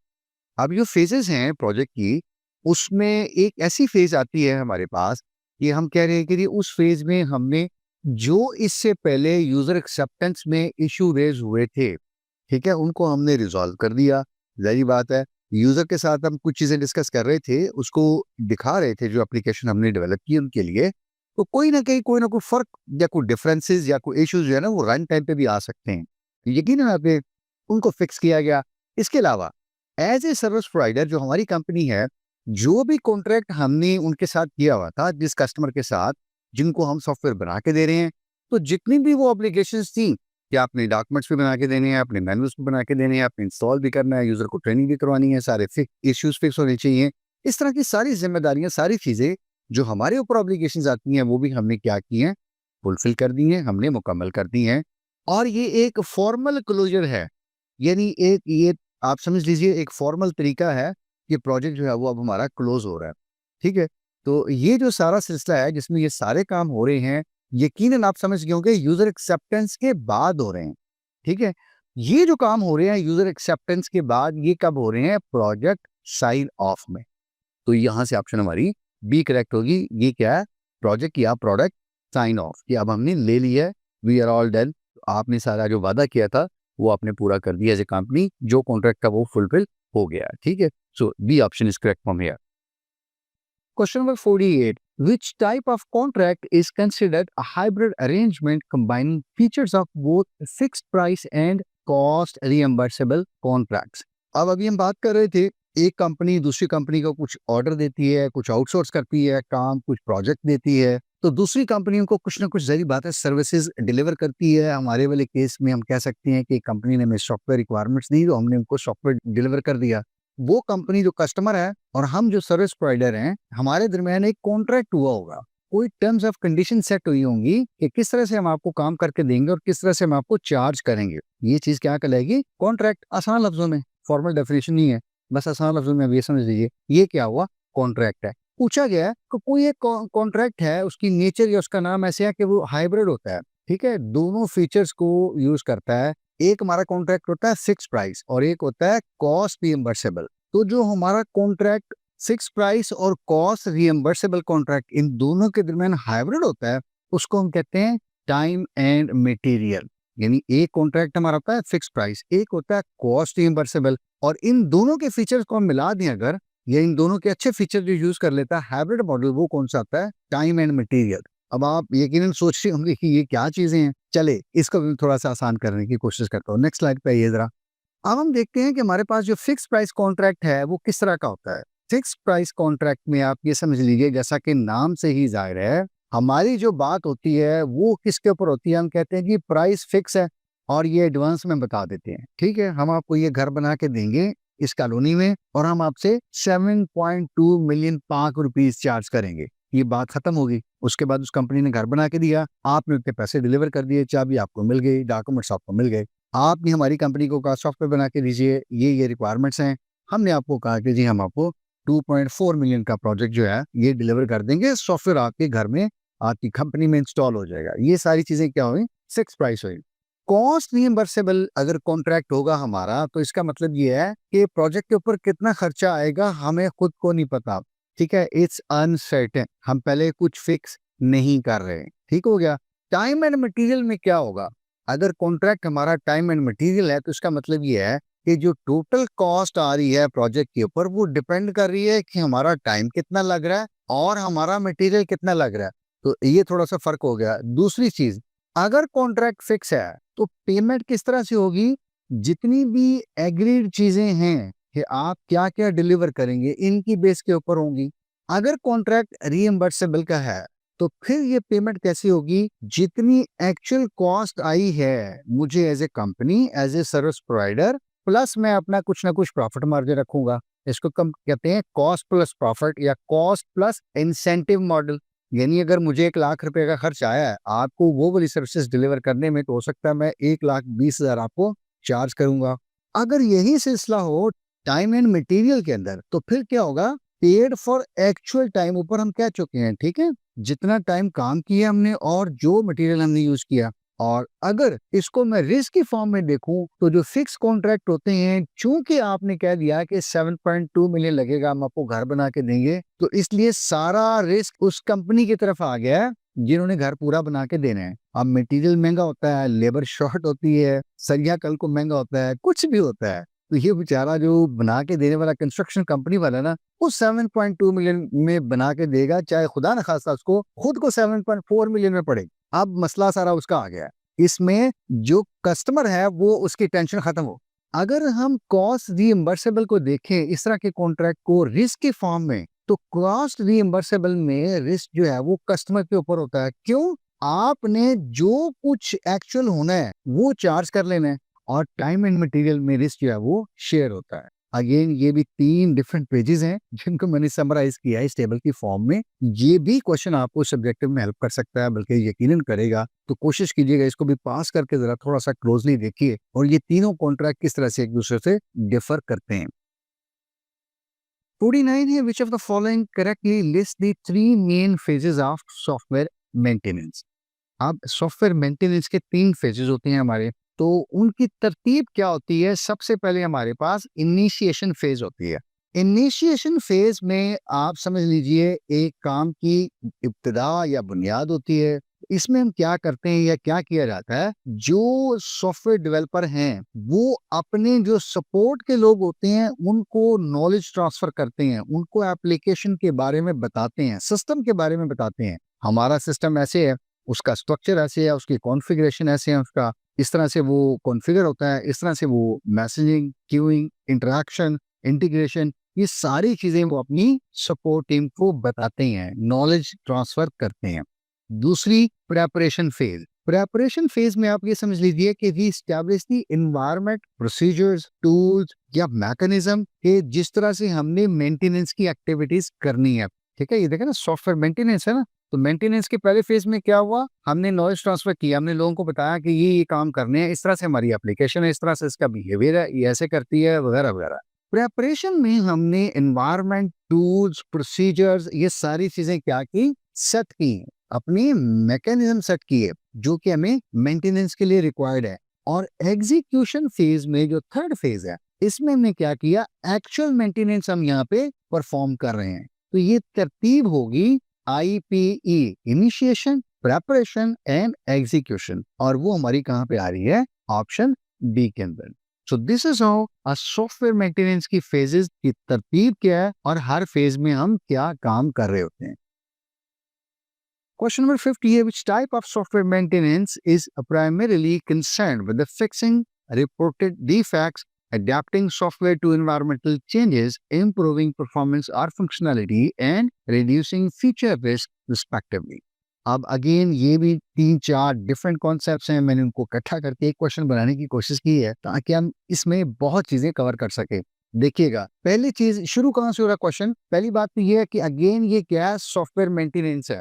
कहाँ से शुरू हो रही है बात के, जितने भी डिफेक्ट्स रिपोर्ट हुए हैं उनको आपने फिक्स करना है। एक, फिर आपने अडॉप्ट करना है सॉफ्टवेयर को कि जो भी चेंजेस आ रही हैं उसके लिहाज से। नंबर 2, नंबर 3, आपने क्या करना है, परफॉर्मेंस या उसकी फंक्शनैलिटी, इसको भी आपने इनहेंस करना है, इंप्रूव करना है। और नंबर 4, फ्यूचर रिस्क से आपने सॉफ्टवेयर को प्रिवेंट करना है। ये प्रिवेंट का लफ्ज मैं बता गया हूँ, यानी रिड्यूस करना है जो उसके फ्यूचर रिस्क हो सकते हैं। ये इसी तरतीब से रिस्क है जिस तरह से मैंने आपको ये आइडेंटिफिकेशन करके दी है। तो देखिएगा, जो सॉफ्टवेयर के अंदर रिपोर्टेड डिफेक्ट्स होते हैं उनको जब हम फिक्स करते हैं तो हम असल में क्या कर रहे होते हैं, कोरेक्ट कर रहे होते हैं। ठीक है, ये पहला अगर आपको लफ्ज मिल गया ना तो आपको ऑप्शन भी मिल गई होगी, कोरेक्टिव। ये हम क्या करते हैं, करेक्ट करते हैं। दूसरी हम क्या कर रहे हैं, एडाप्ट करते हैं सॉफ्टवेयर। ये देखिए एडाप्टिव, एडाप्ट। क्वेश्चन के अंदर भी बाजू का क्लू होते हैं, थोड़ा सा आप फोकस किया करें, कोशिश किया करें। और तीसरी बात, परफॉर्मेंस और फंक्शनैलिटी, इन चीजों को इम्प्रूव करना है। कोई चीज जब इम्प्रूव होती है तो बेहतर होती है, तो क्या होती है, परफेक्ट हो जाती है। So it's a perfective. और चौथी चीज क्या करना है जी, जो फ्यूचर रिस्क हैं सॉफ्टवेयर को इनसे बचाना है, तो हमने क्या करना है, प्रिवेंट करना है। तो मेरा ख्याल है सारी चीजें मैंने मिला दी हैं, अब आप समझ भी गए होंगे और आपको इन मेंटेनेंस की एक्टिविटीज का ऑब्जेक्टिव भी पता चल गया होगा कि सॉफ्टवेयर मेंटेनेंस में कौन कौन सी एक्टिविटी का क्या ऑब्जेक्टिव होता है या किस एरिया को वो फोकस कर रही होती है। ठीक है, सो हमारी बी ऑप्शन ये बनती है, वो करेक्ट है यहाँ से। 51 है, which statement best describes the re-engineering in software engineering. ठीक है, यहाँ पे दो कॉन्सेप्ट हैं, थोड़े से अगेन ट्विस्टिंग है। मैं कोशिश करूंगा अगेन फिर एक तालिब इल्म होने के नाते कि थोड़ा सा उनको आसान कर सकूं। ठीक है, एक कॉन्सेप्ट है री इंजीनियरिंग का। री इंजीनियरिंग में से दो चीजें अलग कर दीजिए, री अलग कर दीजिए और ये इंजीनियरिंग का लफ्ज अलग कर दीजिए। री का मतलब होता है दोबारा, इंजीनियरिंग का मतलब होता है किसी चीज को बनाना, इंजीनियर करना। आप में से जो लोग मैनेजमेंट से रिलेटेड भी कुछ कोर्सेज पढ़ रहे हैं तो शायद उन्होंने बिजनेस प्रोसेस री इंजीनियरिंग पढ़ी हो, बीपीआर उसको हम कहते हैं। उसका मतलब ये होता है कि आप एक दफा दोबारा देखिए, रीथिंक कीजिए और अपने बिजनेस प्रोसेसेस को रीडिजाइन कीजिए ताकि ऑर्गेनाइजेशन को रेडिकल चेंजेस से गुजारा जाए for significant improvements, radical improvements. तो री इंजीनियरिंग को थोड़ा सा उस लिहाज से देखिए, it's the process of fundamentally redesigning an existing system। वहां पे प्रोसेसेस हैं, यहाँ पे सॉफ्टवेयर इंजीनियरिंग के अंदर कोई एक इंफॉर्मेशन सिस्टम हो सकता है, कोई एप्लीकेशन हो सकती है, सॉफ्टवेयर एप्लीकेशन हो सकती है। So it's all about redesigning of an existing system. कि एक सॉफ्टवेयर प्रोडक्ट की रीडिजाइनिंग इसलिए कर रहे हैं ताकि वो उसकी फंक्शनैलिटी, उसकी परफॉर्मेंस वो बहुत बेहतर हो जाए, बल्कि बेहतरीन हो जाए, उसकी एफिशिएंसी बहुत बढ़ जाए। और ये अगर आप डेफिनेशन देखें तो आपकी बी ऑप्शन बड़ा क्या कह रही है, modifying and evolving existing software application to meet the changing business requirement. यानी एनहेंस हो रही है बिजनेस रिक्वायरमेंट्स, तो उनको देखते हुए हमने अपनी एप्लीकेशन को क्या किया, मॉडिफाई करते गए हैं, इवॉल्व करते गए हैं ताकि हमारा जो सॉफ्टवेयर है वो अब नई चेंजिंग बिजनेस नीड्स को भी एड्रेस कर सके, अच्छे तरीके से एफिशिएंटली एड्रेस कर सके। So from this given options वो ये भी हमारी करेक्ट है। The rest you can consider yourself, वो यहाँ पे रेंज यूनिक की डेफिनेशन पे पूरी नहीं उतरती। 52 है, विच of the following best describes reverse engineering in software engineering. ठीक है जी, अच्छा ये री इंजीनियरिंग है, ये सॉफ्टवेयर इंजीनियरिंग है। ठीक है, it's my type of forgive me. तो अभी मैंने कहा था ना कि दो concept again, software quality assurance, software quality control, ये री इंजीनियरिंग और रिवर्स इंजीनियरिंग, ये भी मैंने इकट्ठे इसलिए की कि थोड़ा सा पिछली बात जेल में रहे ताकि हम थोड़ा सा डिफरेंशिएट कर सकें। अब मैं पहले थोड़ा सा कोशिश करता हूँ इसको आसान करने की। रिवर्स इंजीनियरिंग क्या होगा कि एक ऐसा प्रोसेस जिसमें हम एक एग्जिस्टिंग सिस्टम को इस तरह से एनालाइज करते हैं या एप्लीकेशन प्रोडक्ट को, ताकि समझ सके कि उसका स्ट्रक्चर क्या है, उसका डिजाइन क्या है, उसकी फंक्शनैलिटी क्या है। तो ये प्रोडक्ट से एक बैक ट्रैक होगा कि हम प्रोडक्ट की देखें, उसकी उसका डिजाइन क्या है, उसका स्ट्रक्चर क्या है, उसका आर्किटेक्चर क्या है, और यहाँ हम बेसिकली वापस आ रहे हैं, प्रोडक्ट से वापस आ रहे हैं, डॉक्यूमेंटेशन लिख रहे हैं। आमतौर पे हम क्या करते हैं, पहले डॉक्यूमेंटेशन लिखते हैं, फिर आगे चीजें बिल्ड करते करते प्रोडक्ट तक जाते हैं। लेकिन रिवर्स इंजीनियरिंग में हम प्रोडक्ट से शुरू करके क्या आ रहे हैं, वापस आ रहे हैं। तो ये हमारी क्या है डेफिनेशन रिवर्स इंजीनियरिंग की, it's a backward from current system. और यहाँ पे ऑब्जेक्टिव हमारा क्या होता है कि हम सिस्टम की देखें कि उसका स्ट्रक्चर क्या है, उसके कंपोनेंट्स क्या हैं, उसके अंदर चीजें कैसे लगी हुई हैं, कैसे काम कर रहे हैं। ठीक है, एक मैकेनिक को कहीं से कोई गाड़ी ला के दिखाएं तो वो खोल के देखेगा कहाँ चीजें कैसे लगी हुई हैं, या इंजीनियर को देखेगा कैसे काम कर रही हैं। ये क्या होगी, रिवर्स इंजीनियरिंग। और दूसरा क्या होगा, इंजीनियरिंग की हम बात करेंगे तो सिंपल, पहले वो डिजाइन बनाएगा, डॉक्यूमेंट्स लिखेगा, सारी चीजें करेगा, करके फिर चीजों को कंपोज करके फिर एक गाड़ी बनाएगा। तो एक गाड़ी बनाना क्या है, इंजीनियरिंग है। और एक बनी हुई गाड़ी को देख के सोचना कि ये बनी कैसे होगी, ये क्या है, रिवर्स इंजीनियरिंग है। ठीक है, आई विश कि मैं इससे भी कोई आसान एग्जांपल दे सकता, लेकिन मेरा ख्याल है कि इस तरह की भी एग्जांपल आपको कहीं और नहीं मिलेगी इंशाल्लाह। तो I just try to make things as simple as possible with real life relation. ठीक है, तो इस कार वाले एग्जाम्पल को देखेंगे आप, तो आपको पता चल जाएगा कि रिवर्स इंजीनियरिंग जो है वो बेसिकली क्या होती है। ठीक है, री इंजीनियरिंग और चीज है कि हम अपनी करंट प्रोडक्ट को इवॉल्व करते हैं, उसको बेहतर करने की कोशिश करते हैं। वो एक और चीज है कि प्रोडक्ट एफिशिएंट हो जाए, बेहतरीन हो जाए। और रिवर्स इंजीनियरिंग अभी हमने बात की डिटेल में कि ये क्या प्रोडक्ट से बैक ट्रैक करके उसका स्ट्रक्चर, उसका आर्किटेक्चर, उसके कंपोनेंट्स, उसकी कंपोजिशन, वो कैसे काम कर रही है, वहां से हम कुछ चीजें निकालते हैं। शायद हमने उस तरह का एक और सिस्टम बनाना हो, उस तरह की एक और गाड़ी बनानी हो, और उसको हम समझने की कोशिश करते हैं। तो ये था दोनों में फर्क। मेरा ख्याल है आपको थोड़ी सी सूरत जो है वो वाजी होगी, कुछ बादल जो है वो धुंध वगैरह छट गई होगी, चीजें क्लियर हो चुकी होंगी इंशाल्लाह। 53 है, विच of the following statement best describes the software process. ठीक है, प्रोसेस तो हमें पता है बेसिकली एक, आप समझ लीजिए कि एक तरीकेकार है जिसको हम आमतौर पे प्रोसेस कह लेते हैं, मतलब कुछ भी लफ्ज आप कह सकते हैं, यूज कर सकते हैं। तो सॉफ्टवेयर प्रोसेस की हम जब बात करते हैं तो इसका मतलब ये होता है कि ऐसा कोई स्टैंडर्ड्स, ऐसे कोई गाइडलाइंस, ऐसा कोई रोड मैप जिसको हम फॉलो करके, जिसको अडॉप्ट करके सॉफ्टवेयर प्रोडक्ट, मॉड्यूल्स, कोई इस तरह की चीज जो है वो डिलीवर करते हैं, बनाते हैं, प्रोड्यूस करते हैं। ठीक है, यानी सॉफ्टवेयर ऑब्जेक्ट, कोई प्रोडक्ट, कोई डिलीवरेबल, कोई डॉक्यूमेंटेशन, कोई चीज इस तरह की हम बनाते हैं, देते हैं, डिलीवर करते हैं। सो इट्स ऑल अबाउट कि a predictable road map of activities. ठीक है, ये भी एक बता रहा है कि आप किस तरह से जाएंगे, क्या क्या चीज फॉलो करेंगे, कौन से स्टेप के बाद क्या आएगा। ये भी असल में हमारा क्या होता है, इनफैक्ट ये हमारा प्रोसेस होता है।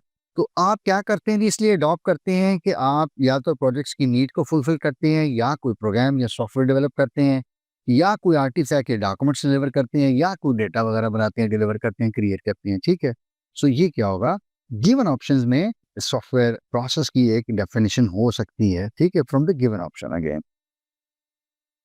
54 which of the following tasks performed during project initiation focuses on translating customer needs into technical specification for software project। शुरू में जाइए दोबारा, सॉफ्टवेयर इनिशिएट आप कर रहे हैं, अभी पहला फेज है, और आप ट्रांसलेट कर रहे हैं किसको, जो कस्टमर की नीड्स हैं। उनको एक बिलिंग एप्लीकेशन चाहिए, उनको एक इनवाइस का सिस्टम चाहिए, उनको कोई ईआरपी सिस्टम चाहिए, उनको अकाउंटिंग एप्लीकेशन चाहिए, उनको कोई पेरोल का इंफॉर्मेशन सिस्टम चाहिए, एचआरआईएस चाहिए, क्या सिस्टम चाहिए, ये यूजर बता रहा है, ये वो कस्टमर बता रहा है, और आप उनकी नीड को टेक्निकल स्पेसिफिकेशन में लिख रहे हैं कि उनको एक सिस्टम चाहिए, उनको एक रिपोर्ट चाहिए, उनको एक डैशबोर्ड चाहिए, ये सारी चीजें।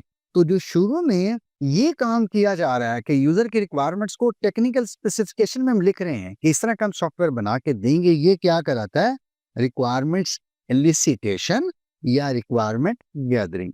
और ये कहाँ आता है, आपको याद होगा वीडियो 1 में हमने बात की थी इनिशिएशन फेज के अंदर, जो कि सॉफ्टवेयर डेवलपमेंट प्रोजेक्ट मैनेजमेंट की या सॉफ्टवेयर प्रोजेक्ट मैनेजमेंट की पहली फेज होती है।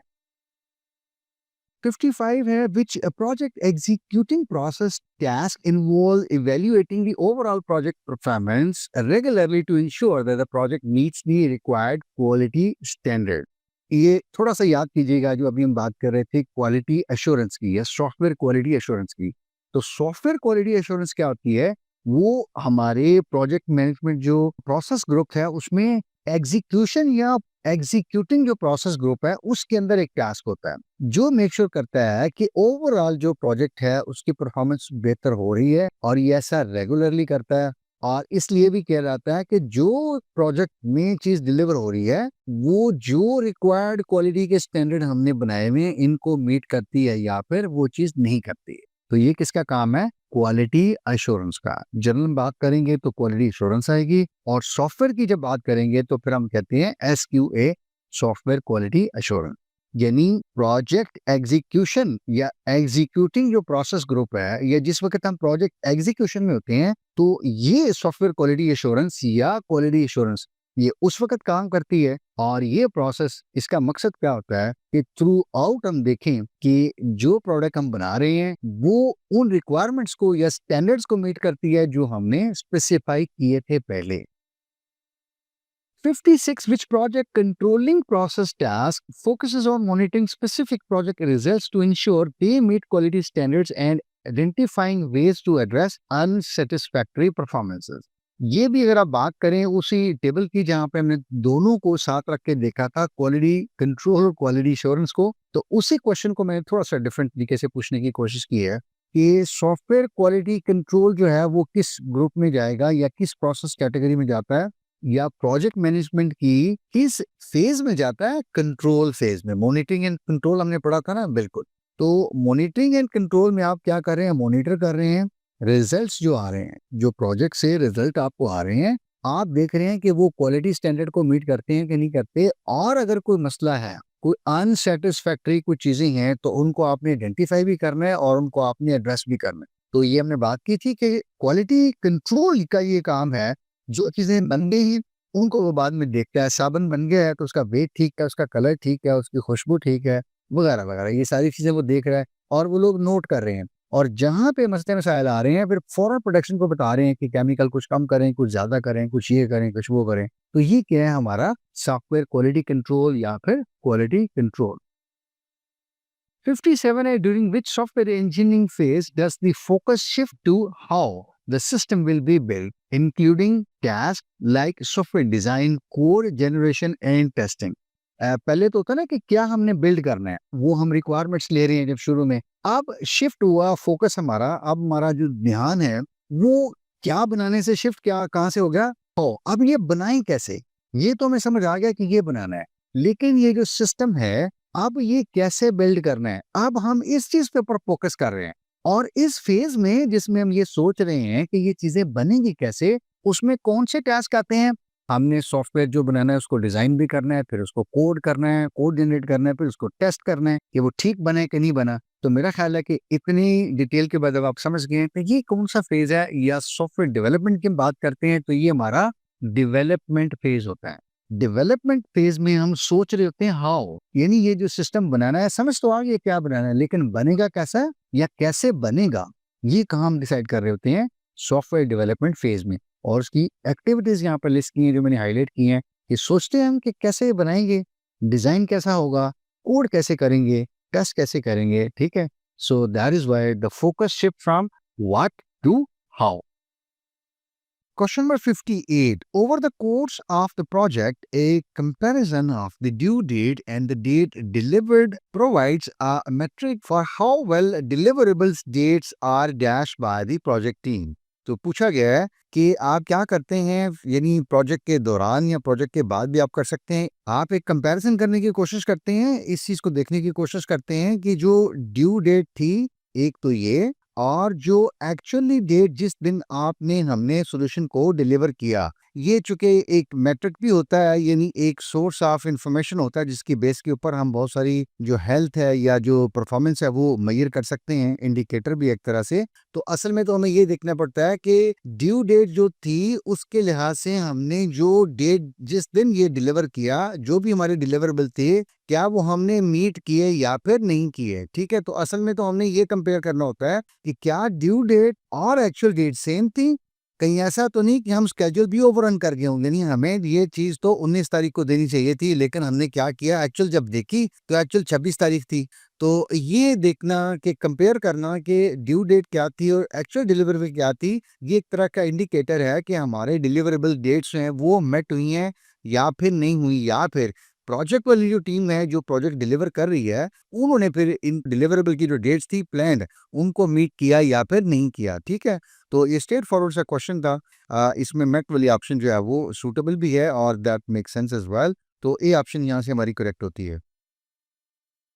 59 dash is the process of identifying the specific activities that must be performed to produce the various project deliverables. तो WBS के ऊपर हमने इससे पहले बात की है बड़ी डिटेल में, डिफरेंट क्वेश्चंस में देखा है कि हमने जितना प्रोजेक्ट के अंदर वो सारा काम करना होता है, उसको फिर हम क्या करते हैं, डिलीवरेबल बेस के ऊपर हम उसको डिवाइड कर लेते हैं, और उनको फिर फर्दर जो है वो ईच डिलीवरेबल के लिए हम फिर डिफरेंट टास्क वगैरह भी निकाल लेते हैं, या एक्टिविटीज को भी निकाल लेते हैं, या फिर आउटलाइन कर लेते हैं। तो अब हमने क्या करना है, ये देखते हैं कि ये जितने भी प्रोजेक्ट के अंदर डिलीवरेबल हैं, इनको प्रोड्यूस करने के लिए जो एक्टिविटीज हमने परफॉर्म करनी है, हम उनको क्या कर रहे हैं, आइडेंटिफाई कर रहे हैं। इस कनेक्शन को जरा ध्यान से देखिए दोबारा। एक प्रोजेक्ट के अंदर हमने काफी सारे डिलीवरेबल्स देने हैं, नंबर 1। नंबर 2, उन डिलीवरेबल्स को प्रोड्यूस करने के लिए हमें कुछ एक्टिविटीज परफॉर्म करनी होगी, यकीनन करनी पड़ेगी, तभी तो वो डिलीवरेबल बनेंगे, क्रिएट होंगे और हम इस पोजीशन में होंगे कि कस्टमर को वो शिप कर सकें या डिलीवर कर सकें। तो ये जो एक्टिविटीज हैं जिन्होंने प्रोजेक्ट के डिलीवरेबल्स क्रिएट करने हैं, वो हमने क्या करनी है, आइडेंटिफाई करनी है। तो ये सारा प्रोसेस, ये मरला मेरा ख्याल है कोशिश की है मैंने इसको सिंप्लीफाई करने की। ये क्या होता है, एक्टिविटी डेफिनेशन। तो एक्टिविटी डेफिनेशन जब हम करते हैं, यानी हम डिफाइन करते हैं कि एक प्रोजेक्ट के अंदर अगर 10 डिलीवरेबल्स हैं तो हर एक एक डिलीवरेबल कैसे प्रोड्यूस होगा, कैसे वो बनेगा, तो उसके नतीजे में या उसके बदले जो एक्टिविटीज हमें करनी पड़ेंगी, तो वो प्रोसेस जिसमें ये एक्टिविटी हम आइडेंटिफाई करते हैं, निकालते हैं, डिफाइन करते हैं डिफरेंट बेसिस के ऊपर, तो ये कहलाता है एक्टिविटी डेफिनेशन। ठीक है, देखिए अगेन मैंने बार बार कोशिश की है क्वेश्चन के अंदर जो कीवर्ड्स हैं उनको कनेक्ट करके, वो जो क्लू या डॉट्स है उनको कनेक्ट करके आपको बताऊं कि किस तरह से आपने क्वेश्चन को अप्रोच करना है और किस तरह से आपने फिर अपनी ऑप्शन जो है वो नैरो डाउन करनी है आंसर्स वाली। और finally I had last question, question number 60, which controlling process focuses on coordinating changes across the entire project। यानी कोई एक प्रोसेस है जो हमारे मॉनिटरिंग एंड कंट्रोल या कंट्रोलिंग प्रोसेस ग्रुप का पार्ट है, या उसके अंदर आता है या वहां उसमें लाई करता है, और इसका काम क्या होता है, ये फोकस करता है किसको, चेंजेस को। जारी बात है प्रोजेक्ट्स के अंदर चेंजेस आती रहती हैं, ठीक है, अगेन हम उस डिटेल में नहीं जाते कि क्या ये वाटरफॉल मॉडल है उसका चेंज का तरीका कार डिफरेंट होता है, आइटरेटिव में और होता है, इंक्रीमेंट में हम और तरह से करते हैं, इसी तरह बाकी कुछ और मॉडल्स हैं उनमें हम और तरीके से करते हैं, राइट। तो मुख्तसर ये है कि प्रोजेक्ट के अंदर, एक जनरल प्रोजेक्ट की हम बात करेंगे, उसके अंदर कंट्रोलिंग के अंदर एक ऐसा प्रोसेस होता है जो इस चीज को मेक श्योर करता है कि पूरे प्रोजेक्ट में हमने चेंजेस को कैसे इनकॉर्पोरेट करना है, कैसे चेंजेस लेनी है, किस तरह वो चेंज बोर्ड या एडवाइजरी बोर्ड उसको देखेगा, इम्पैक्ट एनालिसिस होगा, कॉस्ट, स्केड्यूल, क्वालिटी वगैरह इन चीजों को रिस्क के ऊपर हम देखेंगे और फिर हम उनको स्केड्यूल करेंगे, और फिर स्केड्यूल भी चेंज होंगे। यानी अगर पहले टाइमलाइन कुछ और थी, अब चेंज के बाद जारी बात है टाइमलाइन भी बढ़ जाएगी, कॉस्ट शायद बढ़ सकती है,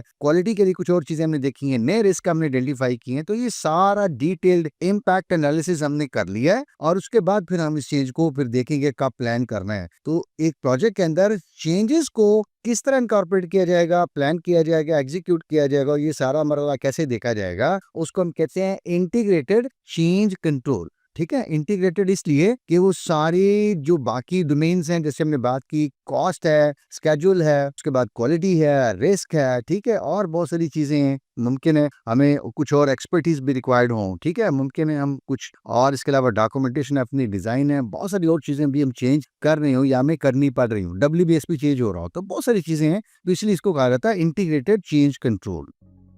तो यहाँ पे हमारे इस सब्जेक्ट के 60 क्वेश्चन जो है वो कंप्लीट होते हैं। मैंने 12 कोशिश तो की है एक तालिब इल्म होने के तौर पे, या जितनी मेरी अंडरस्टैंडिंग है इस सब्जेक्ट के ऊपर, इस डोमेन के ऊपर, कि आपके कोर्स में जो एक बहुत क्रिटिकल एरियाज हैं, जो कोर एरियाज हैं, उनको एटलीस्ट जरूर टच अपॉन किया जाए, फोकस किया जाए। और वहाँ से मैंने काफी क्वेश्चन जो है ना वो थोड़े बहुत आपको लगा होगा कि 2 क्वेश्चन 3 जो एरियाज हैं वो रिपीटेड हैं, लेकिन बार उनकी डायमेंशन डिफरेंट है, उसकी एप्लीकेशन भी है, थ्योरेटिकल नॉलेज भी है, और कुछ बेसिक डेफिनेशन नेचर की भी चीजें हैं। बार मुख्तलिफ तरीकों से आपको मैंने कोशिश की है सेंसिटाइज कर सकूं कि ये सब्जेक्ट बेसिकली क्या और आपने इसको कैसे अप्रोच करना है। तो मैं अपनी काविश में किस हद तक कामयाब हुआ हूँ, अपनी फीडबैक से ज़रूर आगाह कीजिएगा। और आखिर में आपके वक्त और आपकी तवज्जो के लिए बहुत शुक्रगुजार हूँ। आपसे गुजारिश होती है कि कंटेंट को बेहतर बनाने के लिए अपनी तजावीज़, अपनी आरा से ज़रूर आगाह किया करें। मेरी कोशिश होती है कि तालिब इल्म मैं भी और बहुत कुछ आपसे सीखता हूँ, तो आप जो फीडबैक शेयर करते हैं, बहुत सारी चीज़ें हैं, मैं उनको अमेंड करता हूँ, अपेंड करता हूँ, बेहतर करता हूँ, या फिर रीफाइन, रीट्यून करता हूँ, रीएडजस्ट करता हूँ, रीथिंक करता हूँ और चीज़ों को रीडिज़ाइन करता हूँ। द आइडिया अगेन इज, जो भी ये कंटेंट मैं इस काविश में बना पाता हूँ, ये आपकी और कल को आपके आने वाले जूनियर्स की हेल्प करेगा। तो आप सबके लिए जो सुन रहे हैं इस वक्त, अल्लाह ताला आप सबको कामयाब करे, आपके लिए ढेरों दुआएं, आपकी जायज़ तमन्ना पूरी करे और आपको इस काबिल करे। 12 मैं इसकी दुआ करता हूँ कि अल्लाह ताला आप सबको इस काबिल करे कि कल को अपने वालिदैन के लिए खुशियाँ, आसानियाँ जो है इनका सामान कर सकें और उनके चेहरों पर मुस्कुराहटें बखेर सकें, उनको राज़ी कर सकें, उनको खुश कर सकें। तो इस तालिब इल्म को भी अपनी दुआ में शामिल रखिएगा। अल्लाह ताला आपके इस दरीन ख्वाब पूरे करे, आपके वालिदैन ने जो देखा वो भी ख्वाब पूरे करे। इंशाल्लाह सब्जेक्टिव में और बाकी किसी और कंटेंट में, किसी और कोर्स या सब्जेक्ट में आपसे बात होती रहेगी। अपना बहुत ख्याल रखिएगा और इस आजिज़ और तालिब इल्म को भी अपनी दुआ में शामिल रखिएगा। अल्लाह आपका हामी नासर हो। फ़ी अमान अल्लाह। अस्सलामु अलैकुम व रहमतुल्लाह।